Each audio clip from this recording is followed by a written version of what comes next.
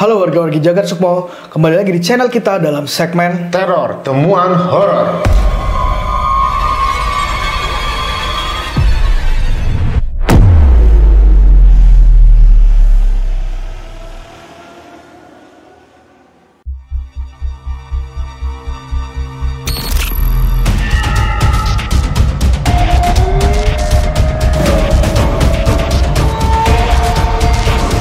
Jagat Sukmo.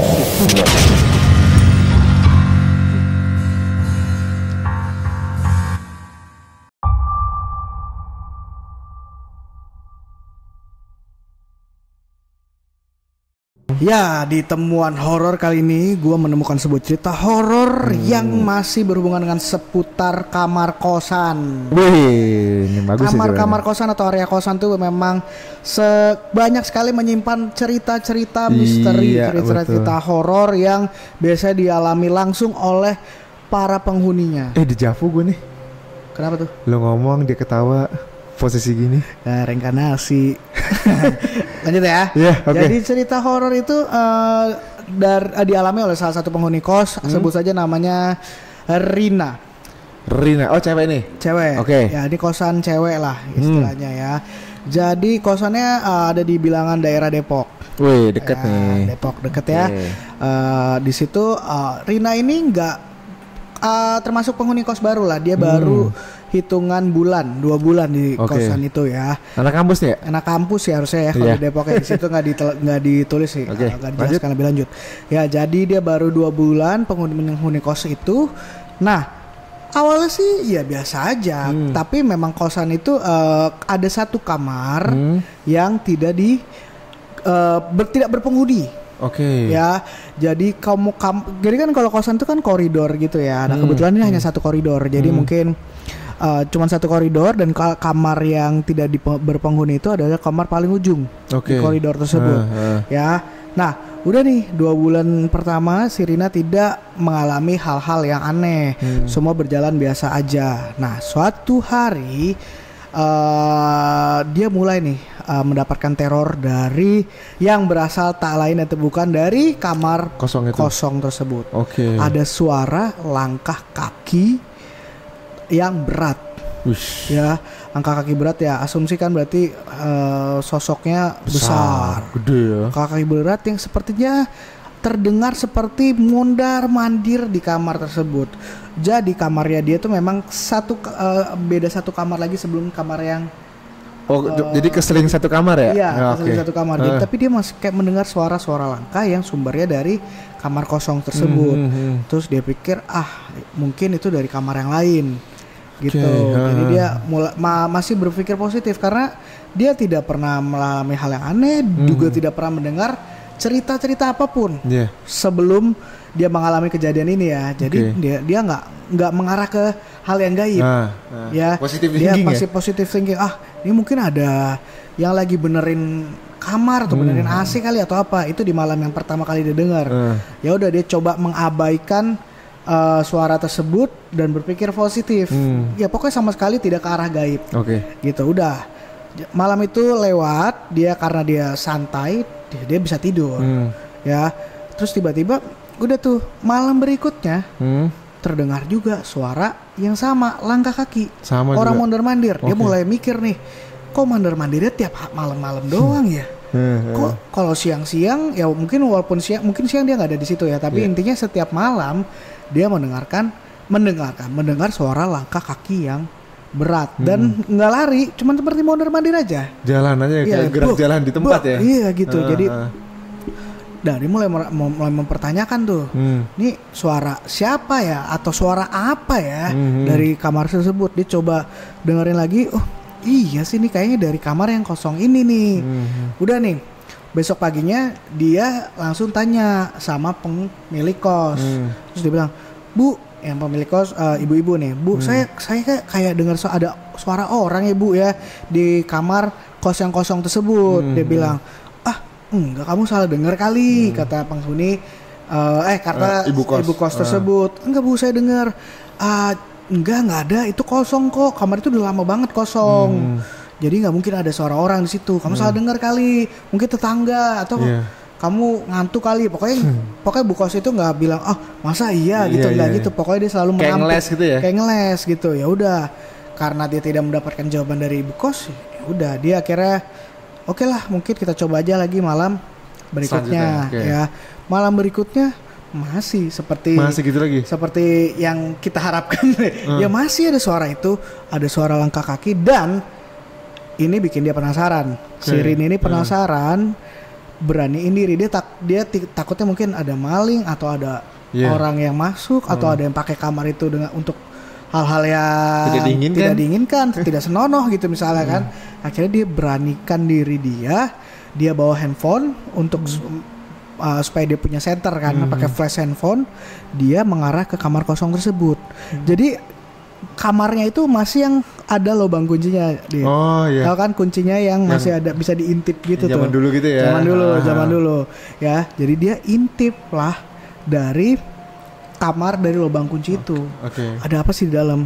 Ya waktu dia mau mengarah ke situ masih terdengar tuh langkah kaki itu. Jadi bak. Wah, nih pas nih. Kalau gua intip, gua pasti bisa nemuin sesuatu nih. Bisa aja orang jahat, atau gua bisa gapin mungkin ada teman satu kosnya yang lagi berbuat lagi aneh-aneh kali di situ tuh. Udah nih, dia maksudnya mau ngegapin tuh. Pas dia lihat itu kan gelap kan, kamar kosannya nggak kepake, cuman ada cahaya sama-sama dari luar lah, ada jendela gitu kan. Nah dia ngelihat secara apa namanya tuh ya kayak bayangan gitu, karena kan nggak jelas ya, nggak ada lampu. Dia ada bayangan di tengah ruangan gitu, dan tiba-tiba memang dia lihat bayangannya seperti berjalan. Terus saat dia ngintip, 1 detik kemudian kayak bayangannya itu berhenti, kayak berasa diintip gitu kan. Gue sampai merinding gitu. Jadi kayak mungkin sadar ya. Gue nggak tahu ya, makhluk gaib itu bisa sadar kalau diintip tuh pakai apa sih gitu ya. Pokoknya intinya makhluk itu berhenti, dan tiba-tiba dia kayak terbang menghampiri daun pintu yang lagi diintip itu. Kaget kan si Rina. Buset, gue malah ngomongin kayak gini. Larilah dia ke kamarnya, ketakutan. Kabur. Saat dia lari itu ya ke kamarnya, kan ada beberapa langkah ya kan untuk sampai kamarnya. Itu dia berasa kayak ada yang ngejar dia juga. Anjir. Dia nggak berani nengok ke belakang. Pokoknya dia berasa kayak dikejar. Dia langsung masuk kamarnya, dibanting pintu. Dia masuk ke dalam selimut, dan dia udah berusaha buat tidur. Ya pokoknya dia udah, setelah dia udah sampai dalam kamar udah gak ada suara apa-apa lagi, udah hening. Sependek itu kayak ngerasa diikutin, kayak ngerasa dikejar.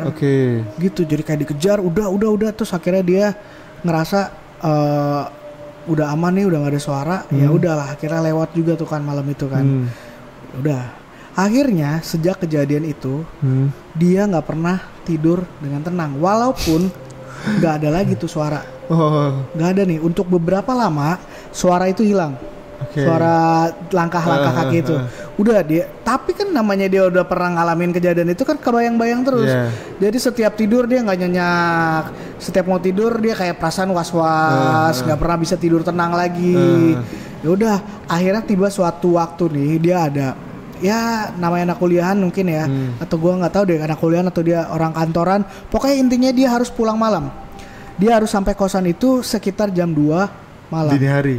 2 dini hari. Terus udah dalam kondisi capek, ya mungkin sugesti juga ya. Jadi dia jalan di lorong itu rasanya berat banget, dingin, dan rasanya kayak aduh kok nggak nyampe ke kamar dia tuh, yang biasanya ya udah cepet. Kayak dia tuh dengan penuh ketakutan, udah sugesti, udah tahu di kamar paling ujung ada hantunya lagi. Ya udah pokoknya dia lama banget jalan. Akhirnya sampai juga di kamarnya, nggak kejadian apa-apa. Dia langsung mandi, siap-siap mau tidur. Itu mungkin sekitar jam 2:30 lah atau jam 3 dia udah di kasurnya. Udah dia pas mau tidur, tiba-tiba dia dengar suara ketokan di pintunya. Ketokan. Terus ini apa nih? Jangan-jangan apa tikus apa kucing kali ya. Dia pikir dia abaikan, tapi diketok terus. Sampai kayak akhirnya dia penasaran sendiri. Siapa sih nih yang ngetok-ngetok pintu gua nih? Akhirnya beraniin diri, karena namanya orang kalau udah di level ketakutan yang takut banget akhirnya kan jadi berani ya. Jadi udah bodo amat, gua periksa tuh. Dia siapa sih yang ngetok-ngetok, dia bukain pintunya. Ya udah, nggak ada apa-apa. Tapi tahu nggak? Dia pas mau balik begini kan buka gitu. Kan pasti kan kalau lu mau tutup lagi lagi nengok kanan kiri gitu kan. Iya. Jadi ini pintu yang dia buka di sini kan. Kan pasti di sini ada tembok kan. Di depan juga ada tembok. Nah, pas dia agak nengok ke sini kok dilihat ada sesuatu yang aneh. Lu tahu enggak itu apa? Apa? Ada jejak kaki. Wih. Tapi jejak kakinya ke atas. Hah? jadi bayangin enggak? Berarti yang ngetok itu kaburnya nggak lari ke kanan ke kiri, ke atas. Goblok. Dia nggak berani lagi lihat ke atas, takut malah ngeliat yang aneh-aneh. Iya.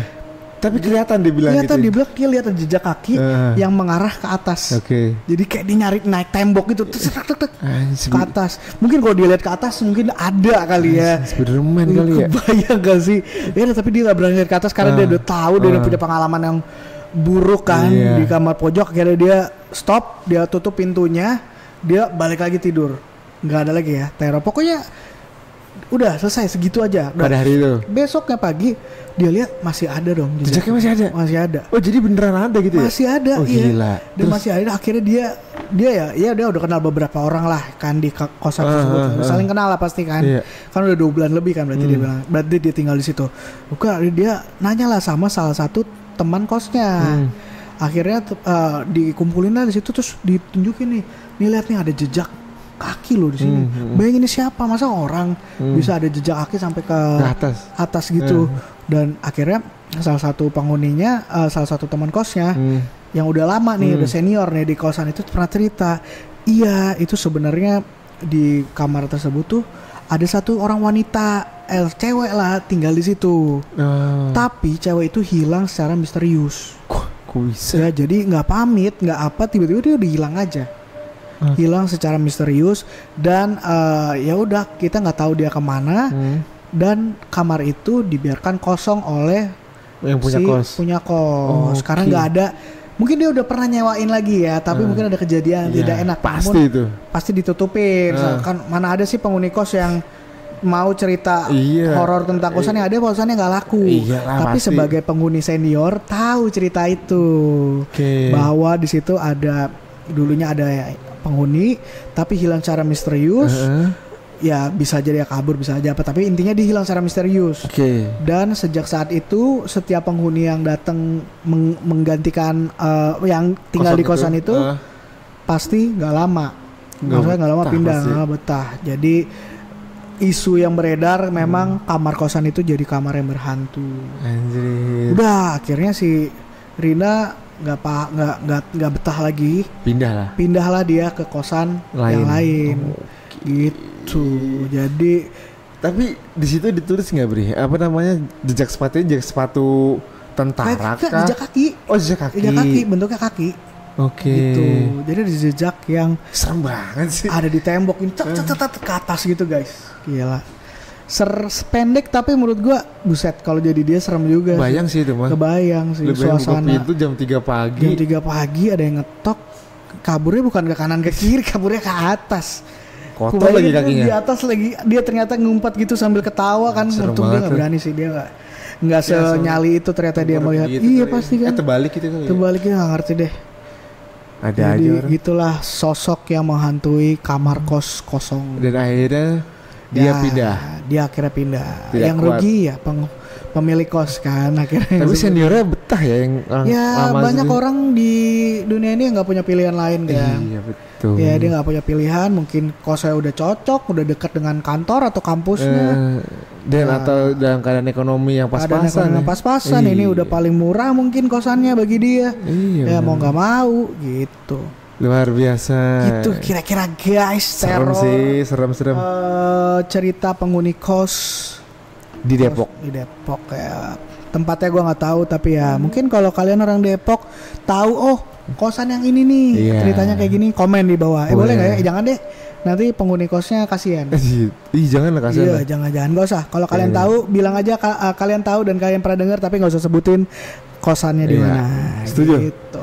Gila, mantap ceritanya. Yoi. Bikin merinding di sekolah. Betul. Kalau kalian punya cerita-cerita, kita juga senang banget nih kalau kalian mau berbagi sama kita. Bisa DM kita di sini. Silakan DM di sini. Email di sini juga. Atau kalian nggak punya email, nggak punya Instagram, bisa klik link di bawah, ada link. Kalian bisa klik dan di situ nanti kalian tinggal isi saja dan send ke kita. Nanti kita bisa bacain cerita kalian. Yoi, jangan lupa like, share, and comment ya. Satu lagi. Apa tuh? Kalau ada yang mau jadi narasumber boleh nggak sih? Boleh lah, gila kita nungguin lah. Betul, kalian boleh DM aja kita di Abri. Iya, Abri kita mau dong jadi narasumber gitu. Bener. Boleh. Nanti kita hubungi kalian datanglah kita datang ke studio ya. Gitu Oke, segitu aja cerita teror gua, temuan horor gua. Kalau kalian suka jangan lupa klik tombol like, share, subscribe dong channel ini. Bentar lagi kita mau 8.000 guys. Bantu guys sampai 8.000 ya. Oke, sampai ketemu di video selanjutnya dan bye bye.